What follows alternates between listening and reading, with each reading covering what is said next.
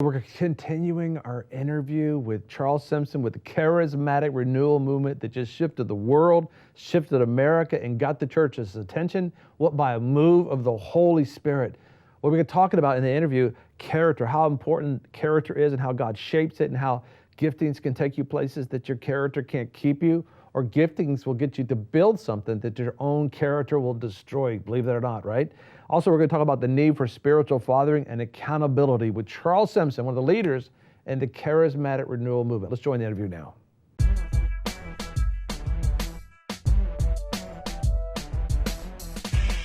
Be sure to subscribe and press alert to get new notifications of new success secrets made available on VFNtv.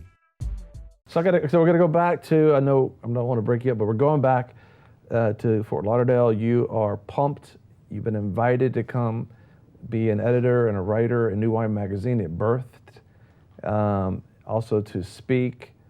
And you're the youngest one of the five that was coming together, the five of you guys. And, people are getting born again all left and right. People are getting filled with the Holy Spirit. People are wanting more God. So it's just an exciting time, especially when you prophesied to trees for years and talked to people who weren't going to do what was, pastoring a church that why am I talking to you? You're not doing anything I'm saying. And then all of a sudden, everybody wants to know. That's an exciting time. And so that environment's taking place. And so all of a sudden, there's just a crisis that hits in the middle of that kind of shifts things. And you guys are going to, it's something that somebody else started. They were just inviting you to be a part of it. You guys kind of said, yeah. But now it's obviously, we're probably have to step away from this, and but something happened. The Holy Spirit just touched you guys. Can you talk about that a little bit? Well, when things were really moving in 1970, and we had property in Jamaica, we were doing seminars internationally. Mm-hmm. I got word that there was a moral problem in the administration. Mm-hmm. Bear in mind, we administrated the magazine, but not all the other stuff. I mean, there was a television station, there was libraries, there was debt, there were a lot of things, and we didn't have anything to do with that. Something totally disconnected from you guys. Yeah. We were simply magazine contributors. In addition, while you're running your ministries worldwide, and we had our own ministries. Yeah, right. That's what I'm saying. You had your own ministries. Yeah, we all had our own ministry, and so we were staying busy with travel, communication, speaking, and I'm in Jamaica doing a 2-week, 7-hour-a-day seminar, and air conditioned. No, it was thankfully on the ocean side. Okay.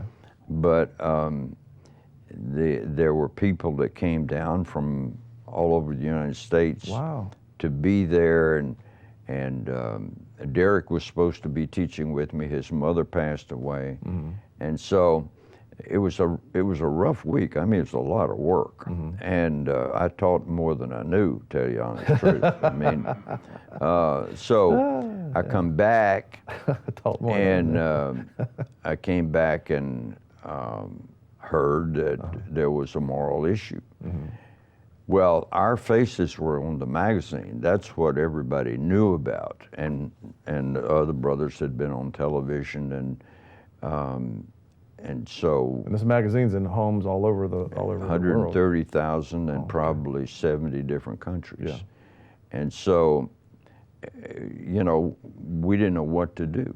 None of us had been in this situation, and so. You're talking about the five of you that were teachers. The four at that time. Okay, Ern wasn't yet part. Okay. This is 1970, and so the person who was involved with the problem, and it was a very serious problem, and a repetitive problem,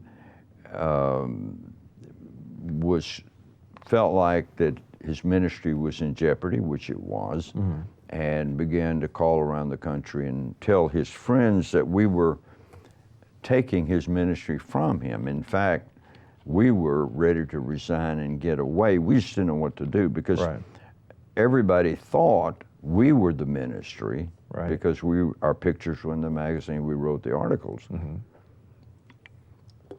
So we met and discussed the issue, and we being you, Bob, Mumford. Derek, and Don. Okay, Derek and Don, okay. And we met in a hotel room.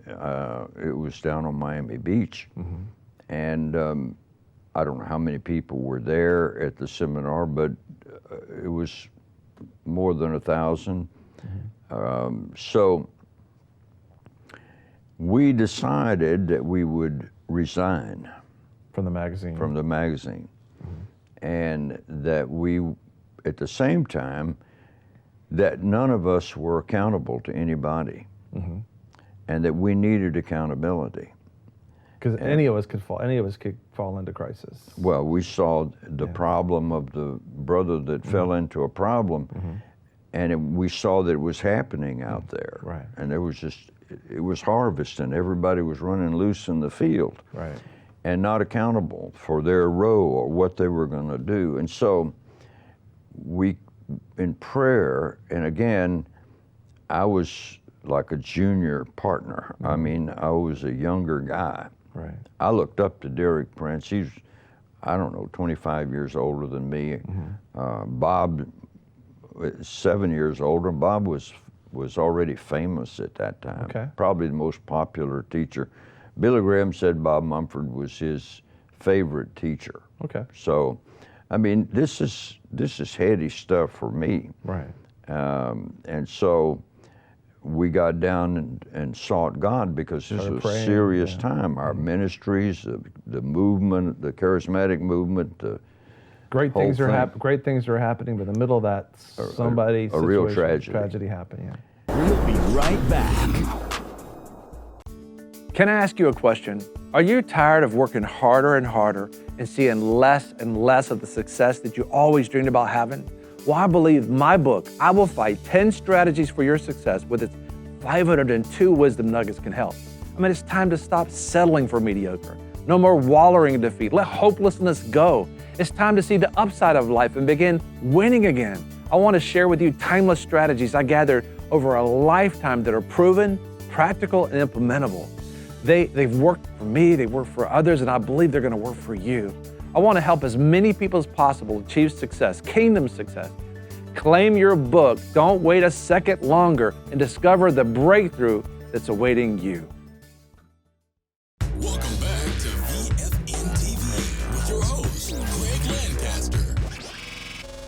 And so Bob and Derek felt that God had joined us together. And one of them asked, I forget which one, do you want to bring Charles along? And they said, yes, of course. And so I'm included.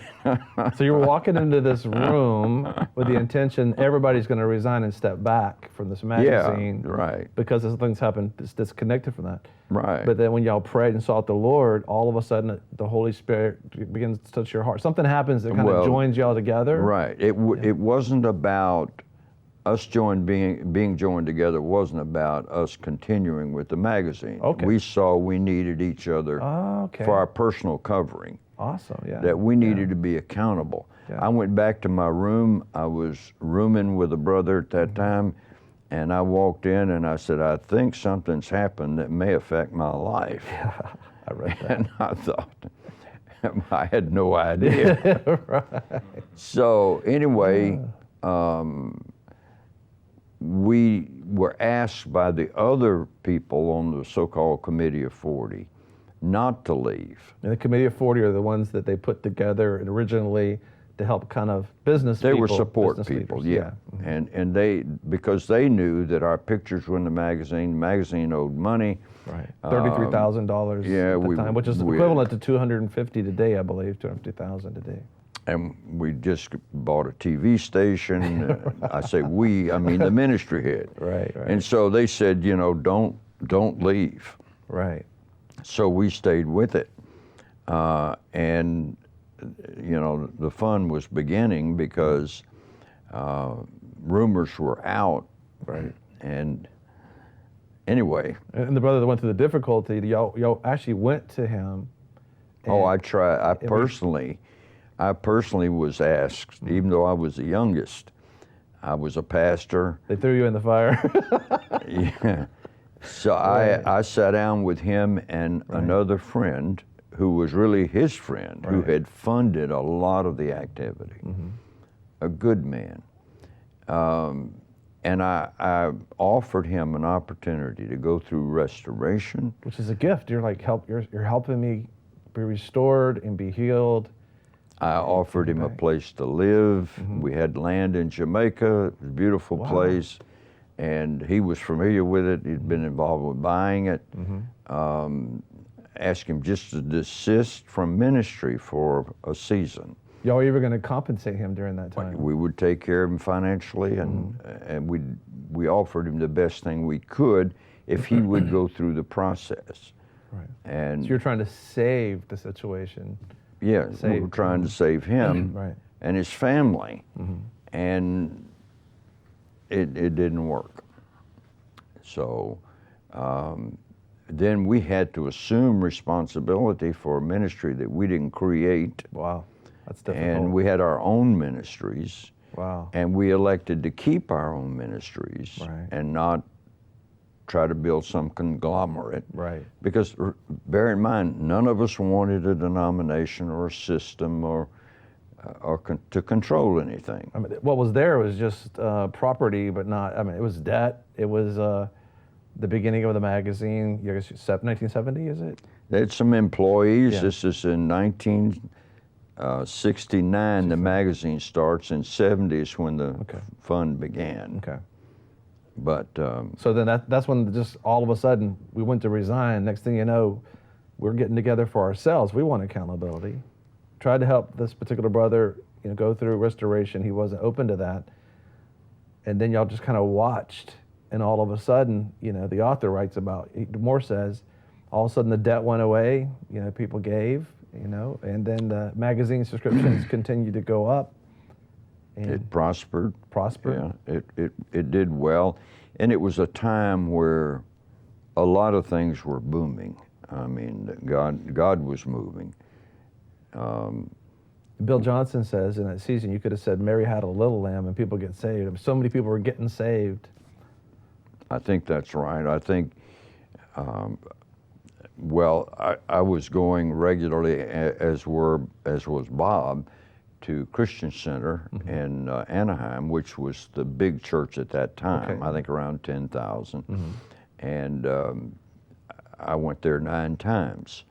And the pastor was an evangelist, but not like you picture. He was a very laid back, spoke very easily, but he could give the announcements and 100 people would get saved. I mean, it's just incredible. Right. And it was a theater in and around that they had bought from Disney, Disneyland, and it was amazing. I grew up in a country church. It might seat 200. Right. Maybe, probably not. And so, I've moved into the city, I pastored a church, and now I'm going to a church that has 10,000 on Sunday. Well, 3,500 it would seat, and they did 3 services. And it's next door to Disneyland. So, I mean, the whole world has become Disneyland to me. I mean, and you have to really watch yourself because you're being pushed up and onto a platform that is dizzying, and some people don't make it. Right. I'm just grateful to God that I survived it, because you're not always making good choices. You're not always equipped to handle the situation. And there's a tremendous demand on you when you're sitting out there standing on the platform and there's 3,000 people saying, tell me something I haven't heard, Right. It's a challenge. Wait, don't go anywhere. Subscribe. Listen, together we can touch the world. That's right. Subscribe below, right? Wait, don't go away. Subscribe. We're going to touch the world. You know, a lot of people want to abide with the Lord, but they just don't have a plan to do it. You can request that plan today at iabide.org. Hey, be sure to check us out at VFNkb.com and also join the VFNkb community at VFNkbcommunity.com. Listen, your success is our success is your success, and our success together is kingdom success.